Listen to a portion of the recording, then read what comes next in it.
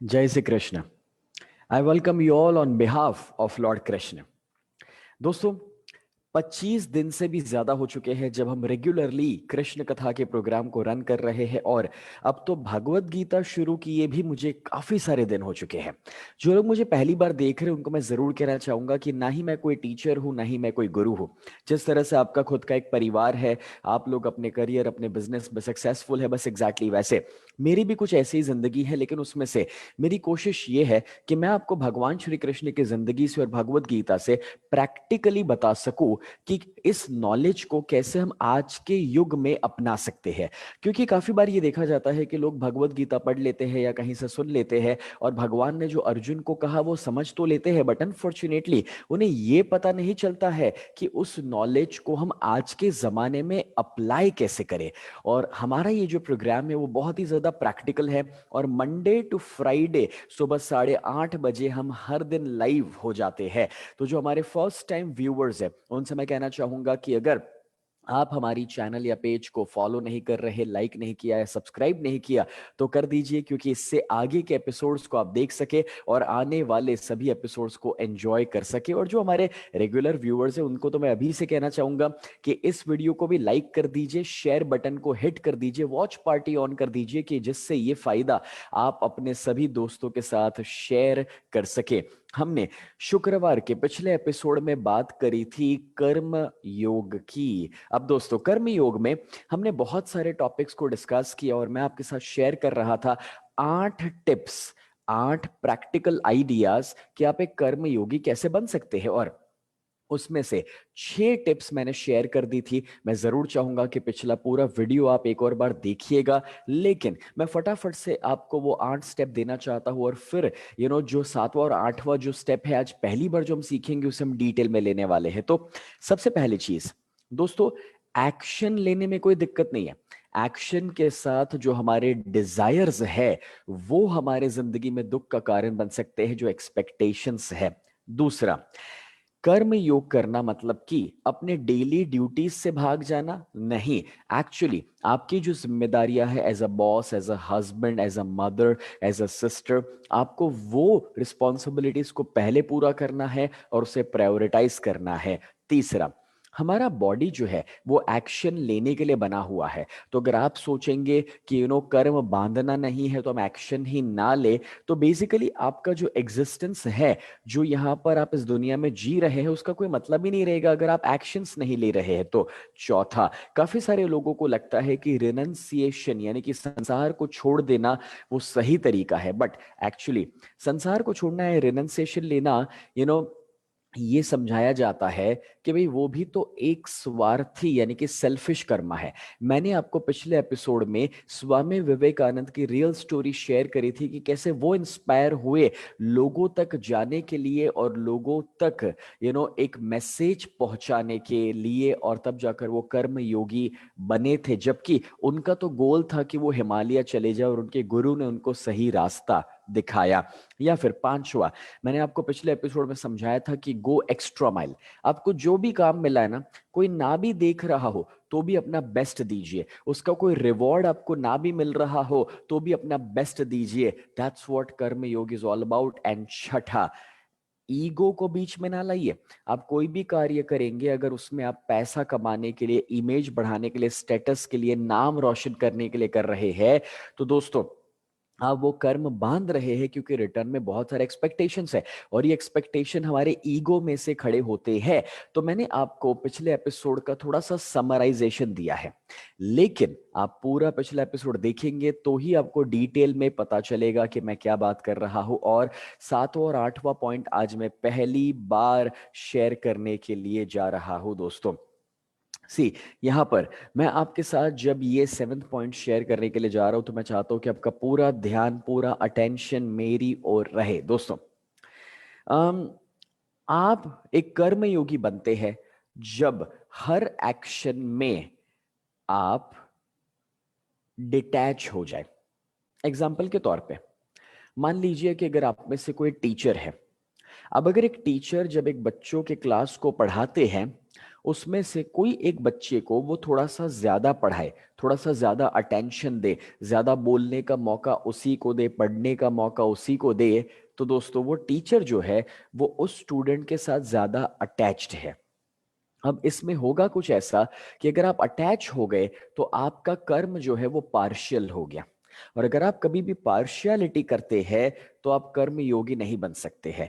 एक टीचर के लिए सभी बच्चे समान होने चाहिए, चाहे वो दिखने में अच्छे हो या बुरे हो, चाहे वो कम फीस दे रहे हो या ज्यादा फीस दे रहे हो, चाहे वो इंटेलिजेंट हो या स्टूपिड हो, चाहे वो फर्स्ट रैंकर हो या फेलियर हो। एक टीचर का फोकस इक्वल होना चाहिए सभी के साथ, विदाउट एनी अटैचमेंट। कितने लोग अग्री करते हैं इस बात को? कमेंट में लिखिए अग्री, तो मुझे पता चले। अब दोस्तों एग्जैक्टली वैसे अगर मैं यहां पर कोई ट्रेनिंग प्रोग्राम दे रहा हूं तो मेरी एनर्जी, मेरी पॉजिटिविटी सेम होनी चाहिए, चाहे पेड प्रोग्राम हो या फिर फ्री प्रोग्राम हो, उससे क्या फर्क पड़ जाता है, राइट? तो वो अगर हम डिटैचमेंट लेकर आ सके, दैट्स द बेस्ट वे। अब जैसे यहाँ पर रूपक जी ने लिखा अग्री, दीपाली लिख रहे अग्री, एच के चावड़ा जी ने अग्री लिखा है, thank you so much guys. तो ये डिटैचमेंट आवश्यक है, पार्शियलिटी कहीं पर भी नहीं। इवन एक बॉस के रूप में आप अपनी ड्यूटी निभा रहे हैं, अगर आप सभी स्टाफ मेंबर को सेम पैरामीटर के ऊपर जज करते हैं, ना कि कोई जो आपका खास है और जो आपका काम कर लेता है और जो आपकी तारीफ करता है उसको आप ज्यादा प्रमोट कर दे या ज्यादा पैसा दे दे, right? So this has to be common for everyone. ये थे 7th पॉइंट, लेकिन जो 8th पॉइंट है वो उससे भी एक स्टेप ऊपर है। अगर आप ट्रू रेनंसिएशन चाहते हैं, अगर आप सही में इस संसार से ऊपर उठ करके जिंदगी जीना चाहते हैं, तो उसके लिए आपको संसार छोड़ने जाने की जरूरत नहीं है। परिवार को नहीं छोड़ना है, अपनी जायदाद को, घर को नहीं छोड़ना है। फ्रेंड्स, आप जानते हैं कि भगवान श्री कृष्ण, उनका भी परिवार था, वो भी द्वारिकाधीश के रूप में, एक राजा के रूप में जिंदगी जी रहे थे। तो हमें उसके लिए ये सब छोड़ने छाड़ने की जरूरत नहीं है। एक्चुअली हमें ना पैसा छोड़ना है, ना घर बार छोड़ना है, हमें उसके साथ जुड़ी हुई इच्छाओं को, डिजायर्स को छोड़ना है। मतलब कि हम जो कार्य करें उसमें जो हमारा एक्सपेक्टेशन है कि हमें ये रिजल्ट मिल जाए, हमें उससे ऊपर उठ जाना है। मैं जानता हूं कि सुनने में कॉम्प्लिकेटेड लगता है, लेकिन आज का जब तक हम ये एपिसोड खत्म करेंगे ना, तब तक पक्की बात है आपको उसका रास्ता मिल चुका होगा, क्योंकि भगवान ने जो भगवत गीता में समझाया है वो इतना अमेजिंग रास्ता है और वो इतना आसान है। तो दोस्तों, मैं आपको समझाना ये चाह रहा हूं कि देखिए, कर्म करो, कर्म की फल की इच्छा मत करो। अब आप सभी ने सुना हुआ है कर्मण्येवाधिकारस्ते मा फलेषु कदाचन। तो अब इसमें से क्या मैसेज है? बहुत सिंपल है कि भी आप अपना बेस्ट दीजिए, आप अपने एक्शन में, अपने एफर्ट्स में इतना बेस्ट दे दीजिए कि रिजल्ट के साथ आपको कोई लेना देना ही ना हो। मैं आपको एक एग्जांपल देता हूं। काफी सारे लोग रिजल्ट्स पर फोकस करते हैं, ठीक है? अब देखिए, फ्रूट्स सबको अच्छे लगते हैं, लेकिन मुझे बताइए फ्रूट्स मिलते कहां से हैं? हाँ, रूट्स में से मिलते हैं। अगर आप रूट्स पर फोकस करेंगे तो फ्रूट्स तो मिलेंगे ही मिलेंगे।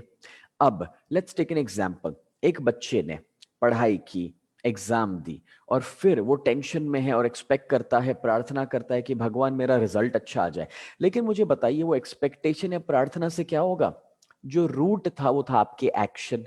तो आपने जो पढ़ाई की और जिस तरह से एग्जाम दी, रिजल्ट वैसा ही तो आएगा। ज्यादा प्रार्थना करने से या चढ़ावे करने से क्या फर्क पड़ जाएगा?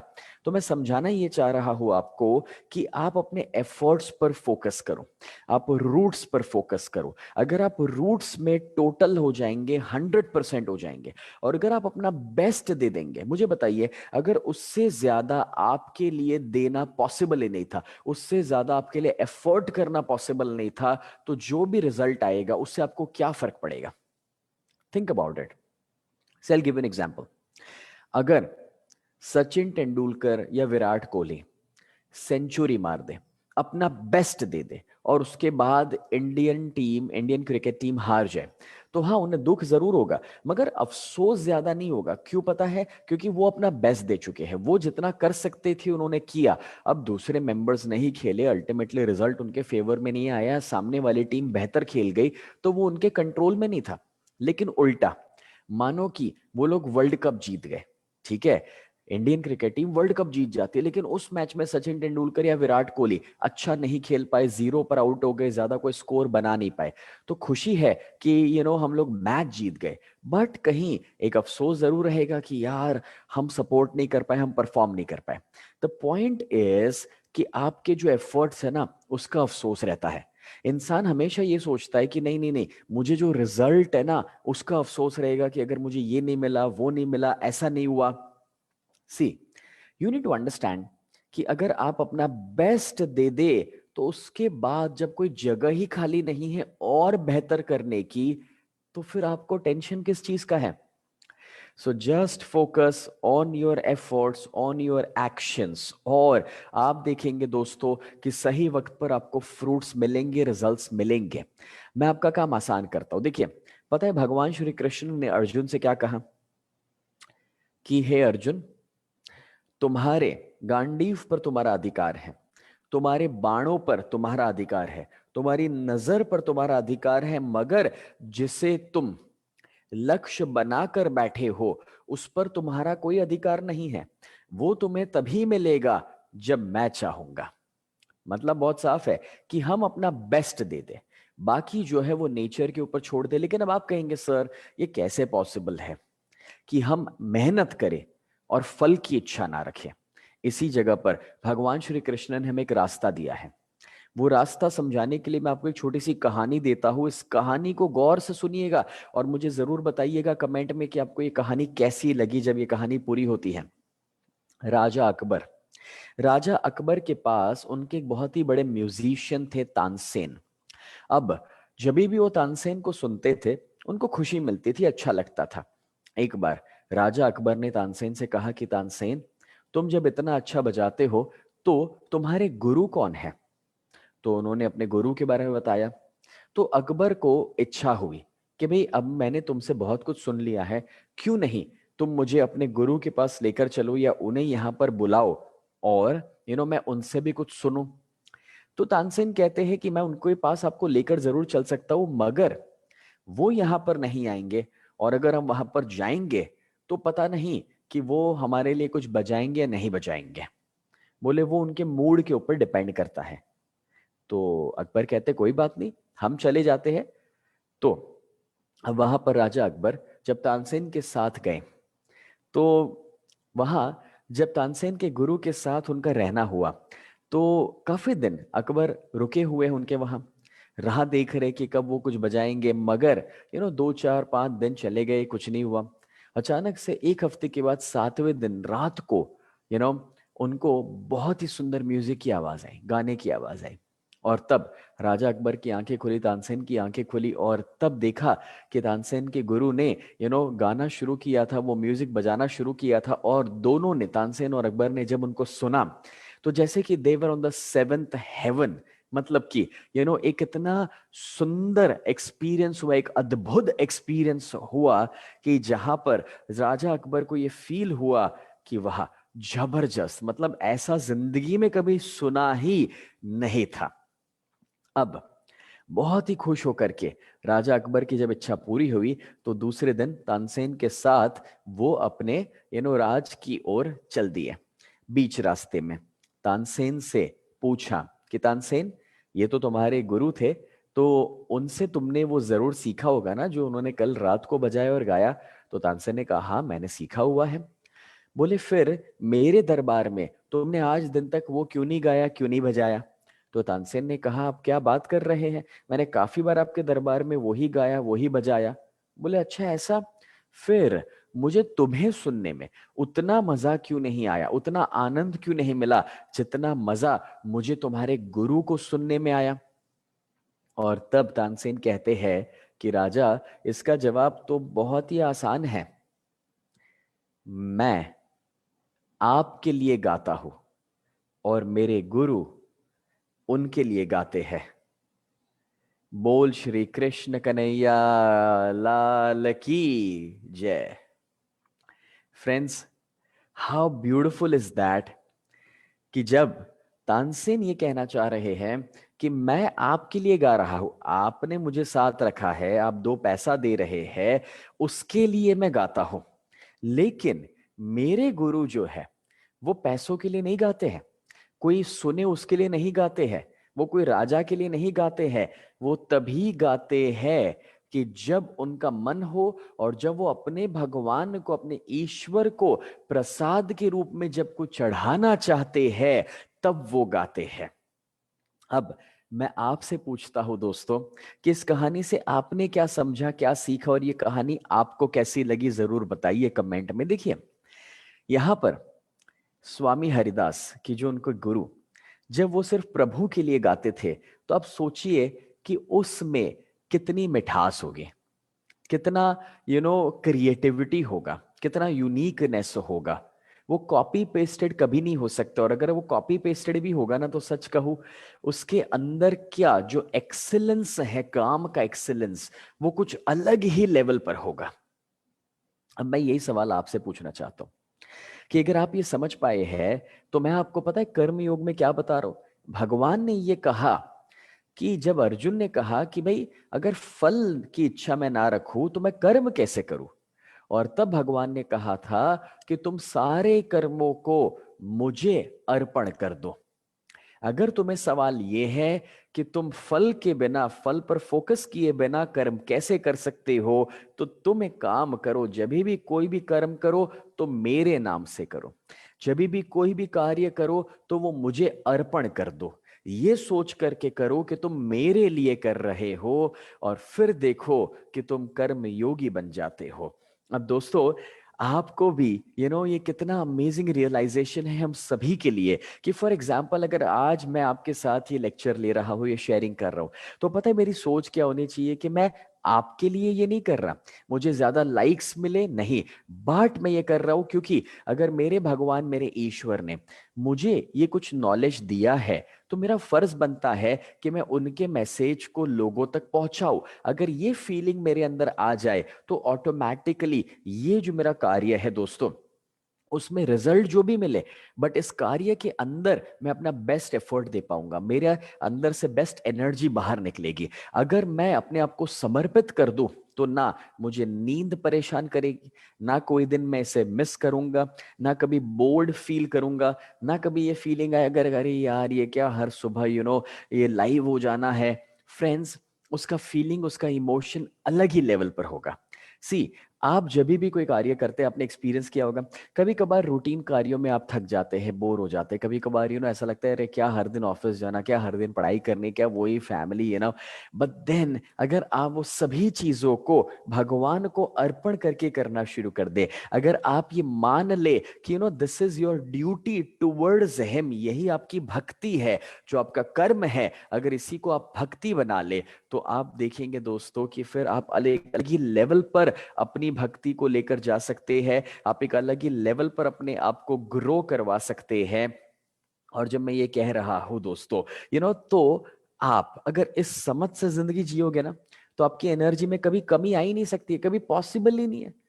कभी भगवान का काम करने में एनर्जी में कमी आ सकती है, कभी भगवान का काम करने में दोस्तों आप बोर्ड फील कर सकते हैं, कभी भगवान का काम करने में आपको दुख हो सकता है, कभी नहीं। फिर तो आपको है ना छोटे से छोटा काम करने में भी कोई दिक्कत नहीं होने वाली है। लेकिन जब मैं कर्म योगी बनने के लिए कह रहा हूं, तो मैं आपको बता दूं, हमारे जो आगे के एपिसोड है, जब मैं भक्ति योग के बारे में समझाऊंगा, जब आप भक्ति योग समझोगे ना, तो कर्म योग एकदम आसान हो जाएगा।